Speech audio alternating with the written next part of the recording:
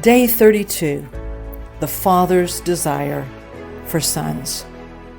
Romans 8:29.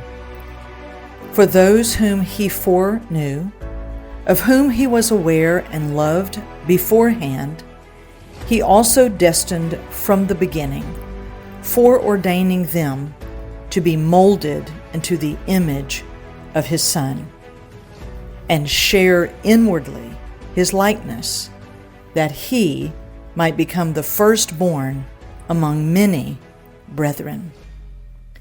Before creation, the Father determined his desire.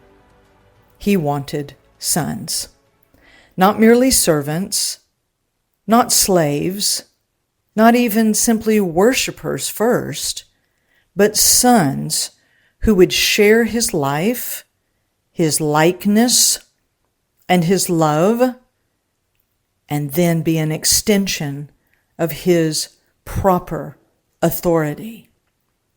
Paul reveals that those he foreknew, he also destined to be conformed to the image of his Son. Remember, it said that we have an inward likeness to him. Arrested development imagines that God wants workers, performers, or simply religious achievers. Abiding development knows the Father's eternal intention was always a vast family of sons, and he has never deviated from it. This is how we can know Plan A is still on. His original plan, his long-range plan, is still in full go mode. The Son, Jesus Christ, is not ashamed to call us his brethren. We can know this because it says it in Hebrews 2:10 and 11 from the Amplified Classic. For it was an act worthy of God and fitting to the divine nature that he, for whose sake and by whom all things have their existence, in bringing many sons into glory, that he should make the pioneer of their salvation perfect, should bring to maturity the human experience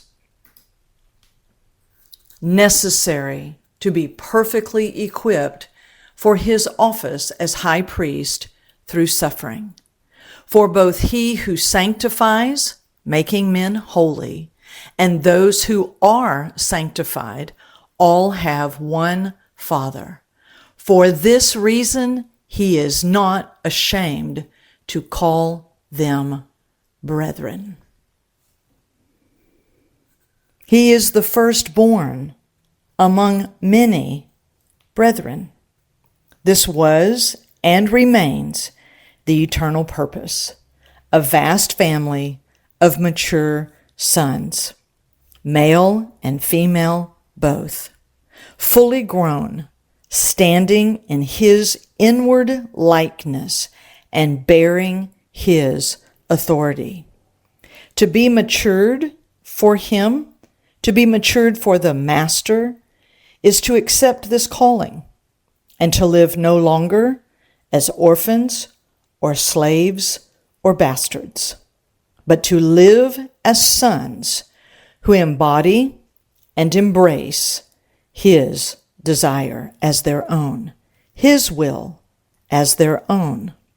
This is not theory, but the full, eternal reality. The Father wanted us. The Father wanted you before the foundation of the world. And he will not be satisfied until he has sons who are his own in every sense of the word, to the fullest measure. And this is how you can know you are not a burden to God. Maybe somewhere in your life, maybe you felt you were a burden to other people, but you can never be a burden to Him, to your Father, because you are His idea. You are His desire and will. He delights in your increasing dependency upon Him. For in His kingdom, dependency is in direct proportion to your maturity. And what is it that we know has always been the Father's desire? As He has desired mature sons who live in full, abiding oneness with Him. Because remember, the Son said in John 15, "If you are joined to me, the harvest will be abundant. Separated from me, you can produce nothing." This oneness is everything. That which they have desired and that which they have made possible can now be fully developed under their tutelage, under their watchful eye. Let the one who loves you, let Him discipline you. Let Him train you for living. Let Him love you today.